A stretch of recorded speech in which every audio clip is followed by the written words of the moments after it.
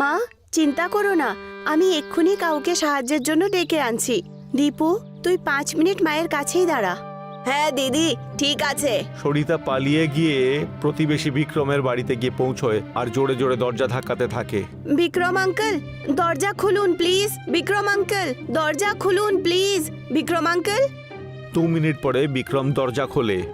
Uncle, মায়ের শরীর হঠাৎ করে খারাপ হয়ে গেছে, আপনি চলুন না প্লিজ। বিক্রম আর সরিতা দৌড়ে গিয়ে সরিতার বাড়িতে পৌঁছায়।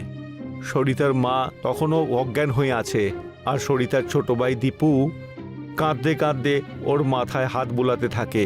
বিক্রম তাড়াতাড়ি করে অ্যাম্বুলেন্স ডাকে এবং সবাই মিলে হসপিটাল পৌঁছায়। সেখানে সরিতার মাকে অ্যাডমিট করে দেওয়া হয়। সরিতা একটা বেঞ্চে বসে থাকে, তখনই তার পাশে বিক্রম এসে বসে। সরিতা, তুমি ঠিক আছো তো? আঙ্কেল, মায়ের ঠিক হতে আর কত সময় লাগবে? ডাক্তার বলেছে যে তোমার মায়ের হার্টের অসুখ করেছে, ওনার হার্ট অপারেশন করতে হবে আর 1 মাস ধরেও অ্যাডমিট করে রেখে দিতে হবে। এখন আমরা কি করব আঙ্কেল? আমি তোমাকে পুরো সাহায্য করার চেষ্টা করব, কিন্তু অপারেশন খুবই কস্টলি আর এত টাকা তো আমার কাছেও নেই। ডক্টর আজই টাকা জমা করার জন্য বলছে, না হলে ও চিকিৎসা শুরু করবে না। কিন্তু আমরা এত টাকা কোত্থেকে আনবো? সরিতা অপারেশনের জন্য এই টাকা জমা করতে অক্ষম হয় আর ডক্টর সরিতার মায়ের চিকিৎসা বন্ধ করে দেয়। সরিতার মা ঘরে ফিরে আসে, কিন্তু পরের দিনই ওনার আবার হার্ট অ্যাটাক করে এবং ওনার মৃত্যু হয়। সরিতা এই পৃথিবীতে হঠাৎ একলা হয়ে পড়ে আর তার উপর ছোট ভাই দীপুর দায়িত্ব এসে পড়ে। ও নদীর ধারে বসে নিজের পরিবারের সম্বন্ধে ভাবতে থাকে। সময় কিরকম খেলা করছে। 1 বছর আগে আমাদের হাসি খুশির পরিবার ছিল, কত আনন্দে ছিলাম আমরা। বাবা রোজ রাত অফিস থেকে আসতেন আর আমাদের জন্য খেলনা নিয়ে আসতেন, আর মা আমাদের জন্য কত রকমের খাবার বানিয়ে রাখতেন। আমি আর দীপু খুব লড়াই করতাম আর উনি আমাদের বকতেন। আমরা সবাই মিলে খেতাম, হাসতাম আর ঘুরতে যেতাম। আমার বাবার আমি প্রিয় মেয়ে ছিলাম, কিন্তু সেদিন রাত সব পাল্টে গেল যখন বাবা রোড অ্যাক্সিডেন্টে মরে গেলেন। এখন এই পৃথিবীতে দীপু ছাড়া আর আমার কেউ নেই, কিন্তু আমাকে সাহস রাখতেই হবে। দীপুর জন্য বেঁচে থাকতে হবে। আমাদের কাছে ব্যাস এখন মা বাবার বাড়িই বেঁচে আছে, আর কিচ্ছু নেই। সরিতা যখন ঘরে ফেরে তখন দেখে ওর ভাই দীপু বাইরে দাঁড়িয়ে কাঁদছে। কি হয়েছে দীপু? বিক্রম আঙ্কেল কোথায়? উনি তো তোর দেখাশোনা করছিলেন। সেই সময় বিক্রম ঘরের ভেতর থেকে কিছু পেপার নিয়ে বেরিয়ে আসে আর সেগুলো সরিতার হাতে ধরিয়ে দেয়। এই নাও তোমার ঘরের কাগজপত্র, এই বাড়ি এখন আমার, তোমরা এখানে থাকতে পারবে না। যাও, নিজের জিনিসপত্র গুছিয়ে নাও আর এখান থেকে বেরিয়ে যাও। সরিতা নিজের চোখে বিশ্বাস করতে পারে না। ও বিক্রম আঙ্কেলকে ভরসা করত, কিন্তু তার এই অসুবিধার ফায়দা উঠিয়ে বিক্রম সরিতার ঘরকে নিজের নামে করে নিয়েছিল। সরিতা আর দীপু গৃহহীন হয়ে পড়ে। সরিতার কাছে কোনো রাস্তা ছিল না, ও একা লড়তেও পারছিল না। ও দীপুকে নিয়ে রাস্তার ধারে বসে পড়ে। দিদি, মা বাবা কোথায় চলে গেছেন? ওরা আমাদের নিতে কেন আসছেন না? আমাদেরকে খাবার কেন দিচ্ছেন না? দিদি, আমার খুব খিদে পেয়েছে। তুই চিন্তা করিস না দীপু, মা বাবা কোথাও যায়নি। ওরা সবসময় আমাদের সাথেই আছেন আর আমাদের দেখছেন, ব্যাস আমাদের কাছে আসতে পারছেন না। কিন্তু আমি আছি তো তোর সাথে, আর সব সময় থাকবো। এখন তুই ঘুমিয়ে পড়, কাল আমি তোকে পাক্কা কিছু না কিছু খাওয়াবো। সরিতা দীপুকে অনেক কষ্ট করে শুয়ে দেয়। তারপরে সে আশেপাশের হোটেলে খাবার আনতে যায়। সেখান থেকে হোটেলওয়ালা তাকে ভাগিয়ে দেয়। তারপরে সে রামধারীর হোটেলে গিয়ে পৌঁছায়। আঙ্কেল, 2 দিন ধরে কিচ্ছু খাইনি, আমাকে কিছু খেতে দিন প্লিজ, প্লিজ আঙ্কেল। কে জানে কোথার থেকে সব এসে পড়ে রোজ। যাও এখান থেকে, আমাদের কাছে ফোকটে দেওয়ার মতো খাবার নেই এখানে, ভিখারি মেয়ে কোথাকার। ঠিক তখনই সব কথা এই হোটেলের মালিক রামধারী শুনে নেয় আর সে এসে সরিতাকে জিজ্ঞেস করে, কি হয়েছে মা, এতক্ষণ ধরে এখানে কি করছো? আমি আর আমার ভাই 2 দিন ধরে কিচ্ছু খাইনি, প্লিজ কিছু খেতে দিন। ঠিক আছে, আমি দিচ্ছি তোমাকে। তোমার লজ্জা করে না কোনো ক্ষুধার্তকে এভাবে তাড়িয়ে দিতে? যাও গিয়ে ওনার জন্য খাবার নিয়ে এসো। তুমি বাতাও মা, তোমার সাথে কি হয়েছে? সরিতা রামধারীকে পুরো ঘটনাটা বলে। সরিতার এই পুরো ঘটনা শুনে রামধারীর মনে প্রচুর দয়া হয় এবং সে বলে, বলো আমি তোমাকে আর কিভাবে সাহায্য করতে পারি? আমি নিজেই টাকা রোজগার করতে চাই স্যার। আমার মা আমাকে খুব ভালো ছোলে কুলচে বানাতে শিখিয়েছেন। আমি সেটা বানিয়ে বিক্রি করে পয়সা রোজগার করতে চাই, কিন্তু আমার কাছে এই কাজ শুরু করার জন্য টাকা পয়সাই নেই।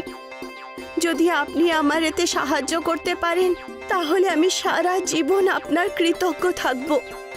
রামধারী সরিতাকে কিছু টাকা এনে দেয় আর তারপর বলে, তোমার সাহস কিন্তু দেখবার মতো।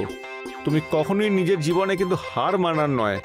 নিজের মা বাবাকে হারিয়ে প্রতিবেশীর থেকে এত বড় ধোঁকা খাওয়ার পরেও তুমি নিজে থেকে নিজের কাজ শুরু করতে চাও। আমি তোমাকে পুরো সমর্থন করব। আমি এই সব কিছু আমার ভাই দীপুর জন্যই করছি। যদি ও না হতো তাহলে আমি হয়তো আজ বেঁচেই থাকতাম না স্যার। আমি আপনার কাছে আরো একটা জিনিস চাইছি স্যার। হ্যাঁ, তো আমি হোটেলের বাইরে একটা পুরনো সাইকেল দেখলাম স্যার। আমি কি ওই সাইকেলটা নিতে পারি? আমি ওই সাইকেলেই আমার ছোলে কুলচের বিজনেস স্টার্ট করব। ঠিক আছে, আমি সেটাকে রিপেয়ার করে তোমাকে কাল সকালে দিয়ে দেব।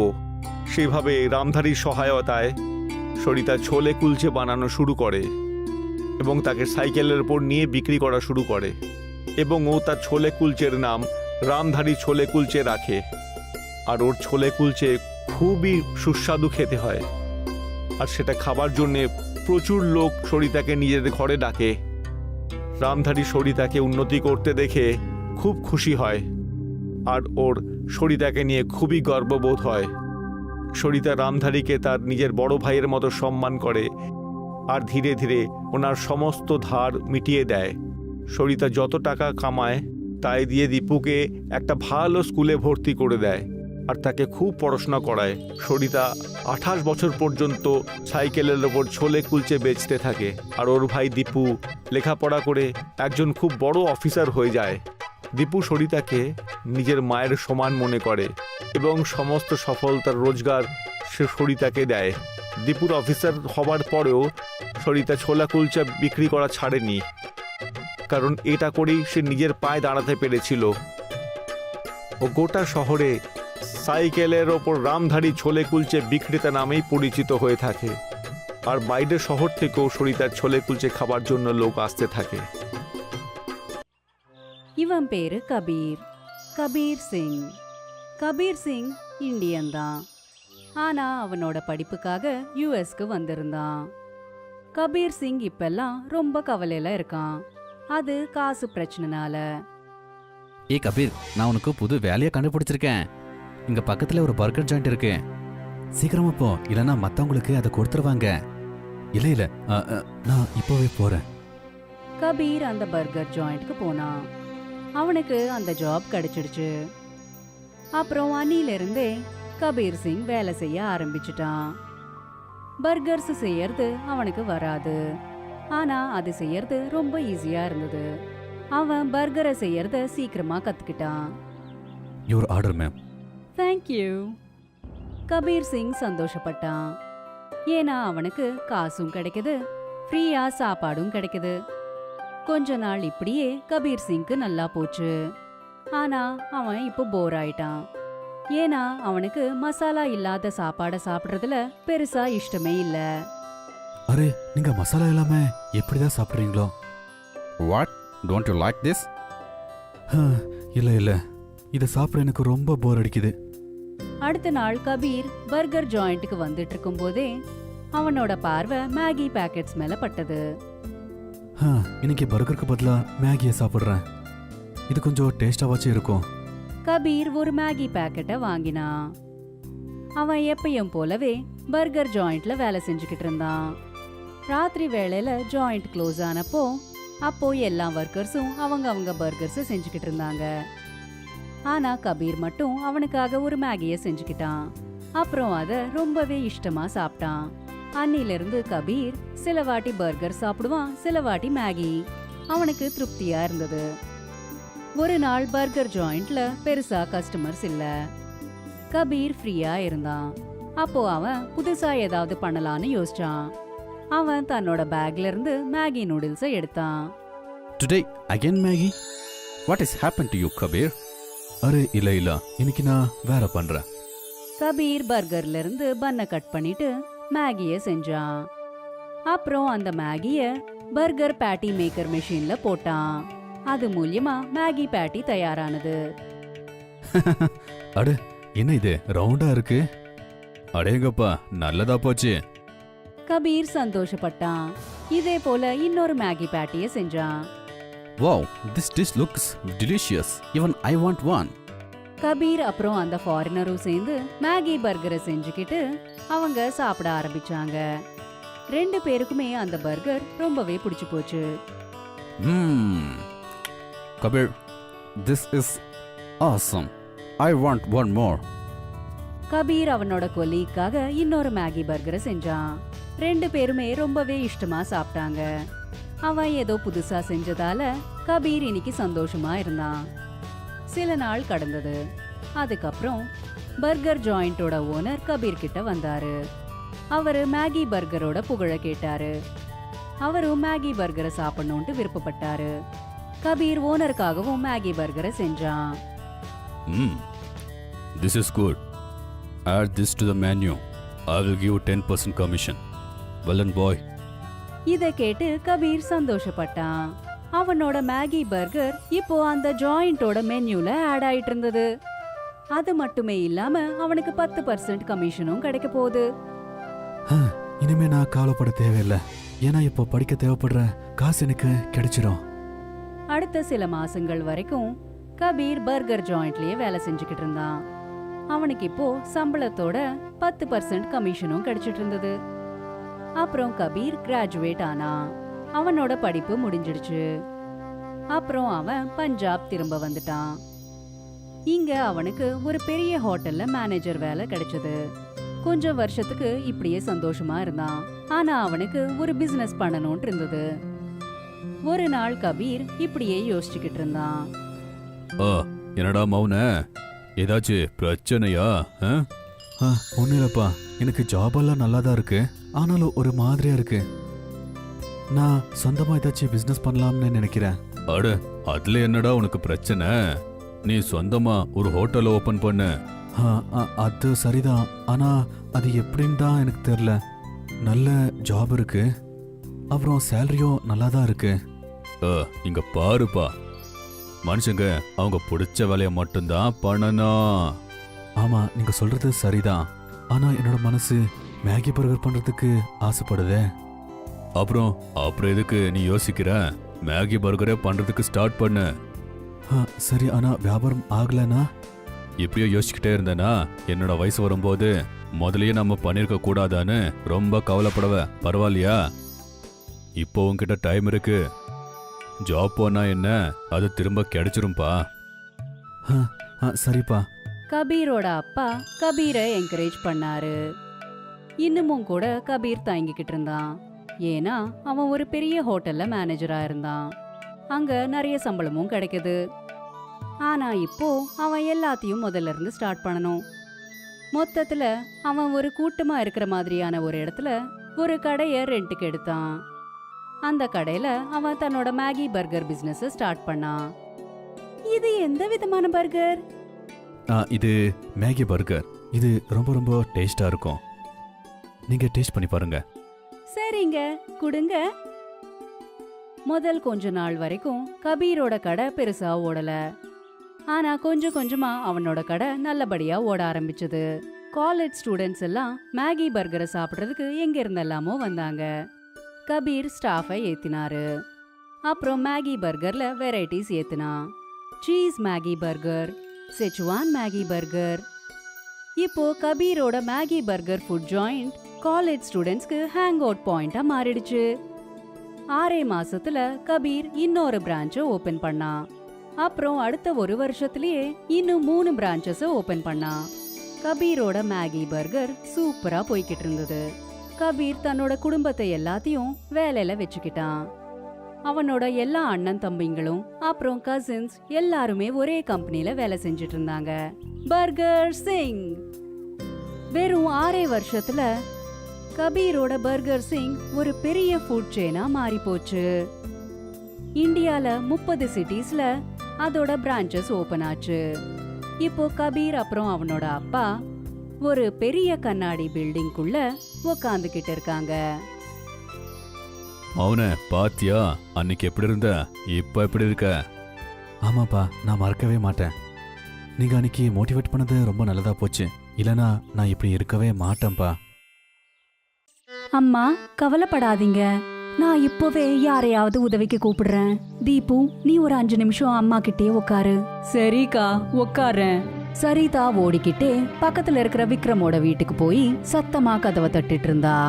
விக்ரம் அங்கிள், கதவை திறங்க ப்ளீஸ். விக்ரம் அங்கிள், ப்ளீஸ் கதவை திறங்களேன். விக்ரம் அங்கிள். 2 நிமிஷத்துக்கு அப்புறம் விக்ரம் கதவை திறந்தாரு. அங்கிள், அம்மா திடீர்னு மயக்கம் போட்டு விழுந்துட்டாங்க, ப்ளீஸ் எனக்கு உதவி செய்யுங்களேன். விக்ரம் அப்புறம் சரிதா ஓடிக்கிட்டே சரிதாவோட வீட்டுக்கு போனாங்க. சரிதாவோட அம்மா இன்னமும் மயக்க நிலையில தான் இருந்தாங்க. அப்புறம் அவளோட தம்பி தீபு அழுதுகிட்டே அவங்களோட அம்மாவோட தலைய தடவிக்கிட்டு இருந்தான். விக்ரம் உடனே ஆம்புலன்ஸ கூப்பிட்டான். அதுக்கப்புறம் எல்லாருமே ஹாஸ்பிட்டலுக்கு வந்தாங்க. அங்க சரிதாவோட அம்மாவை அட்மிட் பண்ணாங்க. சரிதா ஒரு பெஞ்ச்ல உக்காந்துக்கிட்டு இருந்தா. அப்பதான் அவளுக்கு பக்கத்துல விக்ரம் வந்து உக்காந்து, சரிதா, உனக்கு ஒன்றும் ஆகல? அங்கிள், அம்மாக்கு உடம்பு சரியாகிறதுக்கு எவ்வளவு நேரம் ஆகும்? டாக்டர் சொன்னாங்க உங்க அம்மாவுக்கு இதயத்துல பிரச்சனை இருக்கா, அவங்களுக்கு இதயத்துல ஆப்ரேஷன் பண்ணணுமா. 1 மாசம் வரைக்கும் அவங்க ஹாஸ்பிட்டல்ல தான் இருக்கணும். இப்போ நாங்க என்ன பண்றது அங்கிள்? உனக்கு தேவைப்படுற எல்லாத்தையும் நான் பாத்துக்கிறேன். ஆனா ஆப்ரேஷன் ரொம்ப காஸ்ட்லி. அவ்வளோ காசு என்கிட்ட இல்லையே. டாக்டர் இன்னைக்கே காசு கொடுக்கறதுக்கு சொல்றாங்க, இல்லைன்னா அவங்க ட்ரீட்மெண்ட்டை ஸ்டார்ட் பண்ண மாட்டாங்க. நாங்க காசு எங்க இருந்து எடுத்துட்டு வருது? சரிதா அப்புறம் விக்ரம் அங்கிளும் சேர்ந்து கூட அவ்வளோ நிறைய காசை ஏற்பாடு செய்ய முடியல. இதனால டாக்டர் சரிதாவோட அம்மாக்கு ட்ரீட்மெண்ட் கொடுக்க மாட்டேன்ட்டாரு. சரிதாவோட அம்மா வீட்டுக்கு வந்துட்டாங்க. ஆனா அடுத்த நாள் அவங்களுக்கு திரும்பவும் ஹார்ட் அட்டாக் வந்ததால அவங்க இறந்து போயிட்டாங்க. சரிதா இப்போ ஒரு அனாதையாயிட்டா.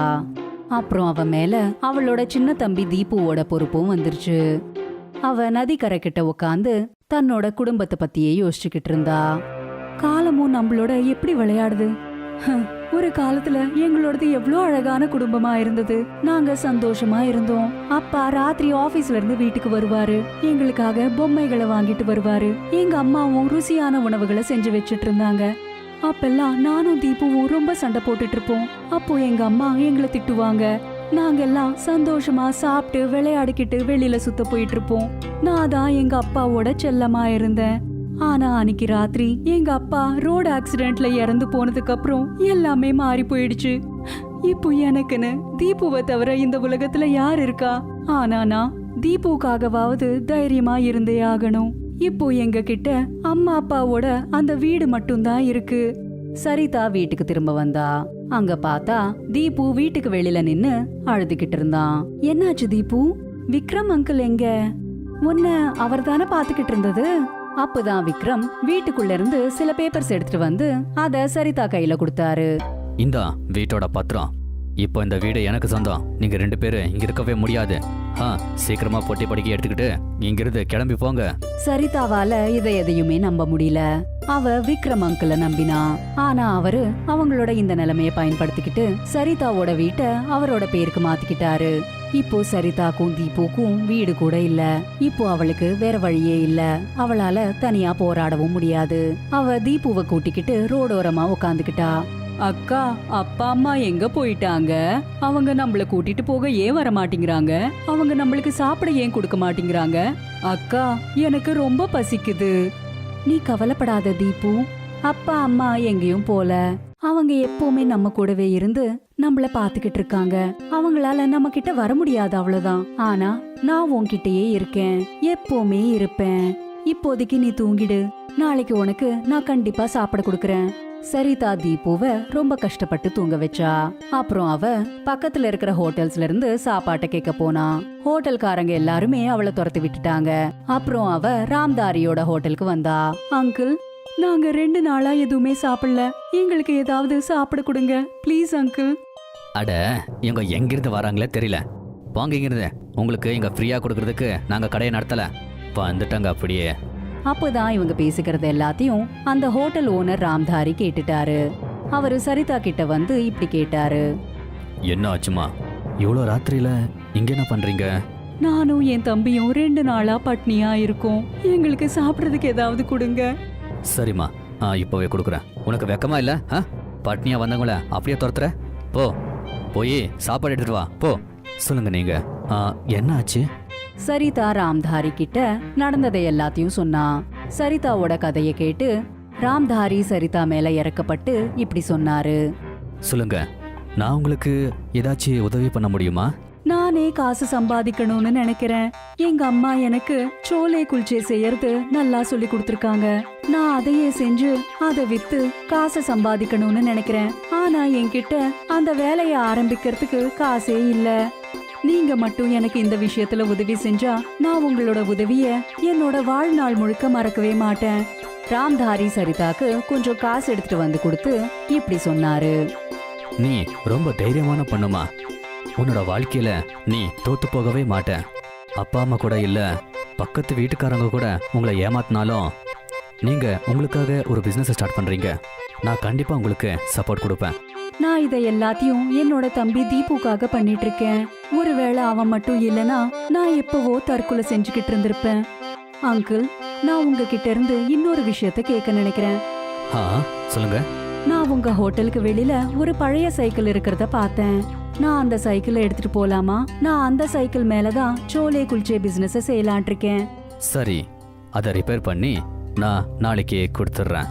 இப்படி ராம்தாரியோட உதவியால சரிதா சோலே குல்ச்சேவை செய்ய ஆரம்பிச்சா. அப்புறம் அத சைக்கிள்ல வச்சு வித்துக்கிட்டு இருந்தா. அவ தன்னோட சோலே குல்ச்சேயோட பேரு ராம்தாரி சோலே குல்ச்சேன்னு வச்சா. அவளோட சோலே குல்ச்சே ரொம்பவே ருசியா இருந்தது. அப்புறம் அந்த சோலே குல்ச்சேவை சாப்பிடுறதுக்காக சரிதாவை வீட்டுக்கு கூப்பிட்டு இருப்பாங்க. ராம்தாரி சரிதாவோட இந்த முன்னேற்றத்தை பார்த்து ரொம்ப சந்தோஷப்பட்டாரு. அவரு சரிதாவை பார்த்து ரொம்ப பெருமைப்பட்டாரு. சரிதா ராம்தாரிய அவளோட பெரிய அண்ணன் மாதிரி மதிச்சா. அப்புறம் கொஞ்சம் கொஞ்சமா அவரு கொடுத்த கடனையும் அடைச்சிட்டா. சரிதா அவளோட சம்பாத்தியத்துக்கு ஏத்த மாதிரி அவளோட தம்பி தீபுவை ஒரு நல்ல ஸ்கூல்ல சேர்த்து விட்டா. அவனை நல்லா படிக்க வச்சா. சரிதா இப்படியே 28 வருஷம் சைக்கிள்ல சோலே குல்ச்சேய வித்தா. அப்புறம் அவளோட தம்பி தீபு நல்லா படிச்சு ஒரு பெரிய ஆபீசர் ஆயிட்டான். தீபு சரிதாவை தன்னோட அம்மா மாதிரி பாத்துக்கிட்டான். அப்புறம் அவனோட வெற்றிக்கான புகழ எல்லாத்தையும் சரிதாக்கே கொடுத்தான். தீபு ஆபீசர் ஆனதுக்கு அப்புறமா கூட சரிதா சோலே குல்ச்சே விக்கிறத நிறுத்தவே இல்ல. ஏன்னா இதாலதான் அவ இப்போ தன்னோட சொந்த கால நின்னுட்டு இருக்கா. அவ அந்த ஊர் முழுக்க ராம்தாரி சோலே குல்ச்சேய வித்து ரொம்பவே பிரபலமாயிட்டா. அது மட்டுமே இல்லாம சரிதாவோட சோலே குல்ச்சேய வாங்கி சாப்பிடறதுக்காக பக்கத்து ஊர்ல இருந்தெல்லாம் கூட வந்துட்டு இருந்தாங்க.